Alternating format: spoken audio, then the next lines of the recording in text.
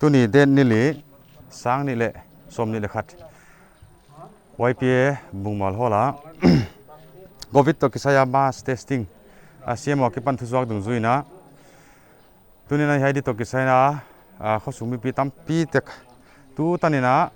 som gyal sagi bang hong kilang theya test ding ang kwan test jakina amasan ki pa tu ge na to bana hai program to kisahi khen khata dinga la huai himahleh idin mun ki the chian uta mi ya jang pai khom te jakina nave ko tunga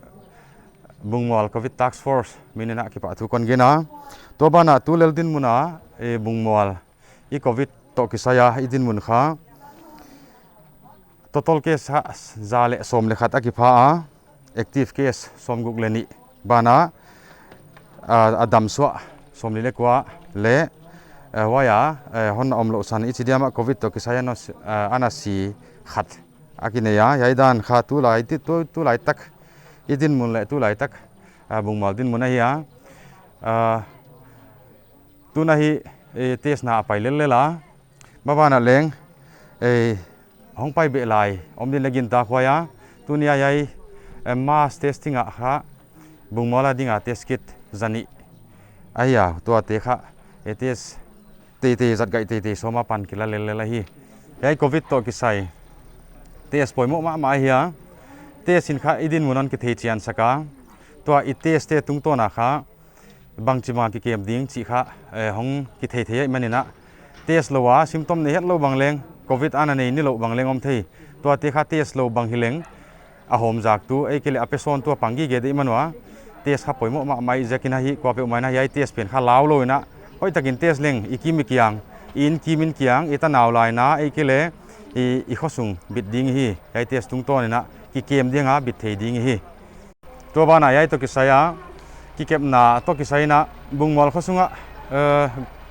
Bungmual COVID task force na ekele YPA Bungmualina na sataka pan kilaina veng sungang lut ding bang ekele veng puwa mi venga pot di te bang mi khua pot di te bai na hi max hoi taka buta hoi taka thua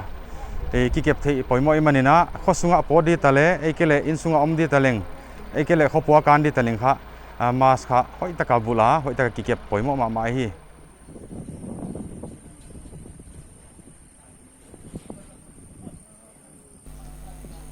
I district sung COVID second wave in nak taka honno ka hi manin I lengai hun khop tak inasun ta apoi ma chilou ngal gending omlo chi ding a hi tunina CMO Chuchanpur district ina thusuah abolna to kisain Lamka khopi sung mun tuamtuam COVID-19 mass testing bolinoma I khopi sunga yai second wave in honno na to kisai beng sung le khua khen khat banga total lockdown ipuan lo ngal alam pi ding dang omnon lo chi thei khopa om tai hi manuna boy hoi ma chilou ngal gen ding dang om lo COVID testing I chi kha poimo pen ma positive bang ina hi tag la leng kin taka ki kep thei hi manina ikitesa positive hi ya ikele negative hi ya chi pen ikithei chet kana poimo om lo hi chi kha ko pi maina athakina phogina na bitle na sungkwan te bit chi na hi manina hey COVID testing I chi kha kwa man hupul lowa test thei de hey banga yom thei bang leng ki pa hoi hi chilamala ki test sel dina ko pi ma kya ngai ki ngen thak ta ka hi a symptoms kha hong kilang khelo banga leng om thei hi manina hey kha athakina I thei dinga CMO ina mi pi laka mass testing hon bol sak pen hamphat hoi lwa hi chilama ilak pen mau poimo hi veng tam tak COVID ina ahon sukha wana nang leng bang chik chang ahon sukha dinga chi bang leng ki theilo oi jagina ikite sa hi na ikithei chet pen kha apoimo pen hi china athakina ko pi ma kyanga ikingen son no na yaimun hi le Bungmual YPA hola tunia mass testing ni namuna hiya doctor nurse duty te filma ma maiwa testing khapai zia tunia slot mi zani ading hong ki pia pen tu tanina mi zapalina atestawa wajagina mi zani in kha ate simim kha ginta kwai hi ke leng ka hi na thei chen lo ka hi mai na tes himim ding china ka pai no na ken ahihleh achang ina ka tes khazeu zewa tuni leng ki tes thang non ka hiya hiai I hi na I ki thei cheta positive tak le leng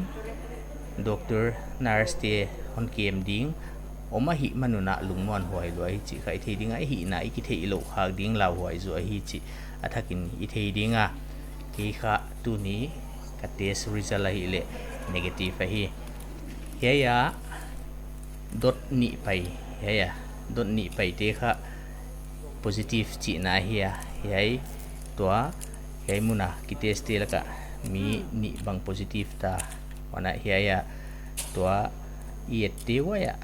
line khat pai te kha negative chi na hiwa hei banga testing kit te kha hei banga hiya line khat apai le negative line ni apai le positive chi da na hi